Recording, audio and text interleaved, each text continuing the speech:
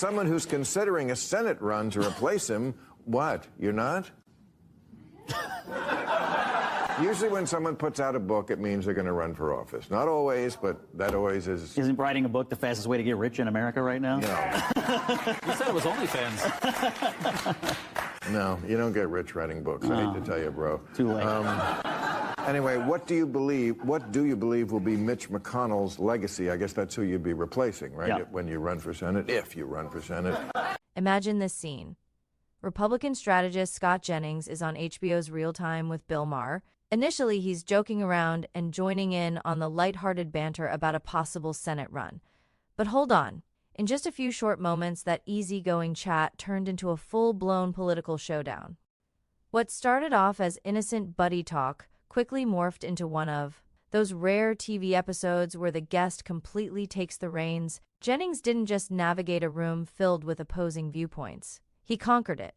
He took apart the talking points, outshone the panel, and did it so smoothly that Maher's own crowd ended up applauding him. And that's a big deal because this wasn't a supportive audience packed with Republicans. This was Bill Maher's domain, typically a place where conservatives come prepared to defend themselves. But Jennings showed something crucial.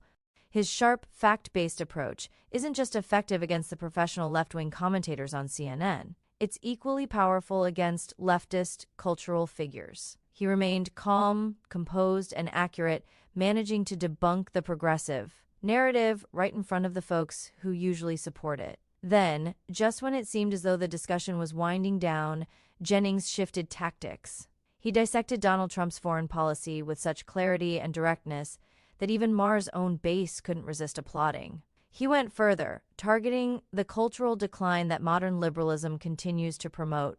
This wasn't just a moment of sound bites. It was a comprehensive, point-by-point dismantling that made a lasting impression. And it all began with Jennings deciding to ditch the pleasantries and give Bill Maher a heads up on Trump's peace through strength doctrine. Before we jump into the full story, let us know where you're tuning in from, and don't forget to like and subscribe to stay updated. Trump doctrine, which is, I think, as much of a departure as any doctrine a president has ever promulgated. Because what he is saying is, and I'll give you some of the quotes, is in the end, the so-called nation builders wrecked far more nations than they built. This is his speech in Riyadh. Interventionists were intervening in complex societies that they did not even understand. Now, I got to say, this is something people on the left said about Vietnam. Societies we did not even understand. We said it about Iraq. What are we doing here? But Trump is basically saying, we don't give a shit about what your morality is. And again, it's a hard one for people on the left to argue with because they're the ones who say America's so evil. So his doctrine is basically, you do you. We all love money. We all love money, and we're not going to lecture you or hector you anymore about your moral. Biden would not talk to MBS after he cut off the guy's head, and then 6 months later, when we needed Saudi Arabia, he went over there and fist bumped him. Something about the Republican doctrine that is fascinating to me. I've been in the party for 25 years, working in it. We've always been war and peace. I think Trump has changed it to peace and war. He talks about peace more than he talks about war. He's still hawkish enough to bomb people that need to be bombed, like the Houthi rebels. But I get the feeling he's responding to all these new inflows of constituents to the Republican Party. Maybe they were Democrats before. Maybe they weren't even political before. But they would much rather hear an American president talk about peace. And the banner in the Middle East at his rally this week said, peace through strength, which is probably one of the most enduring slogans from the Reagan era. He doesn't agree with him on everything. But on that, I think he's right. But putting peace ahead of war, pretty popular with the American people. Well, I was on this.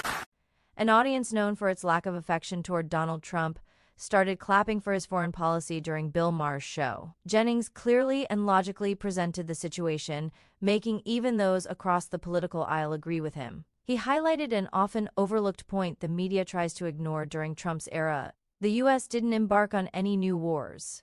There was no unchecked spending of taxpayer money overseas, and allies weren't being deserted while billions worth of military equipment was left for adversaries. To be specific, an astounding $85 billion of military gear ended up with the Taliban following Biden's disastrous withdrawal. Jennings emphasized that Trump's peace through strength was more than a slogan. It yielded real-world benefits. The Abraham Accords achieved unprecedented peace between Israel and Arab countries. Iran's power in the region diminished, and all of this transpired without dragging the U.S. into another unwinnable, expensive war. That's a clear example of genuine strategic leadership. He then compared it to Biden's string of global missteps and Obama's appeasement-driven foreign policy, which didn't achieve peace. Jennings didn't need to resort to yelling or show excessive emotion. The facts alone were persuasive. Just as the segment reached its height, Jennings directed attention to a more sensitive topic for the left: the cultural deterioration affecting the nation. The subsequent discussion left Bill Maher momentarily speechless, visibly taken aback and without a quick retort. Pocket every day. Porn, sports gambling. I mean, these young men, I think, are somewhat in crisis because we put things in their hands that they had to previously work to get. And now they don't. And so it's easier to do that than to have a relationship. I think Back in the day, I had to earn it.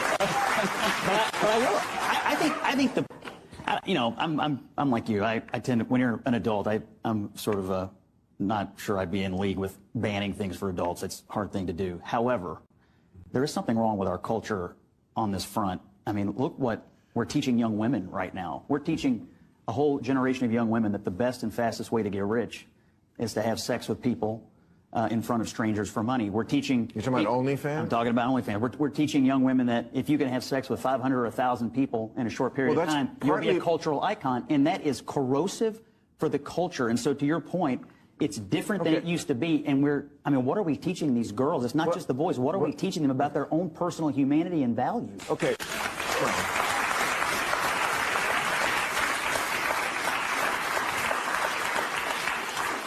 I don't think we're teaching them.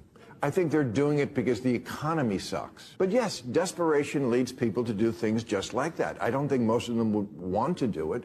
But, I mean, we know in this state, there's no way a person can live in this state on a normal salary. They're just, and that's one reason So why. you can either start OnlyFans or get a new governor or a new government. Maybe you should try that. I mean, you could change your politics, you know? No.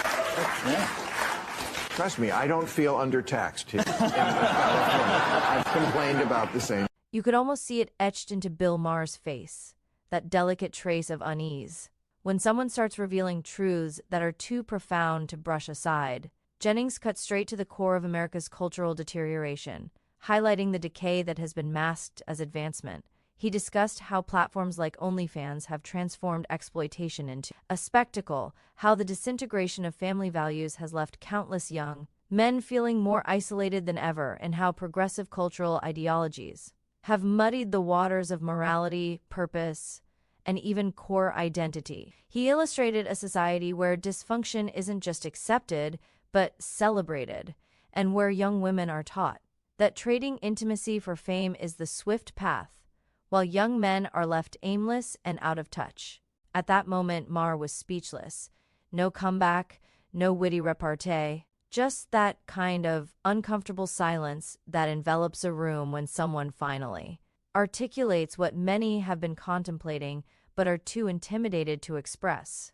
It's exactly why Maher's own audience erupted in applause. Jennings didn't just echo conservative voices. He tapped into a widespread frustration crossing party lines. Here's the crux. The culture is fractured. And to many Americans, Donald Trump is seen as the only prominent political figure willing to challenge this.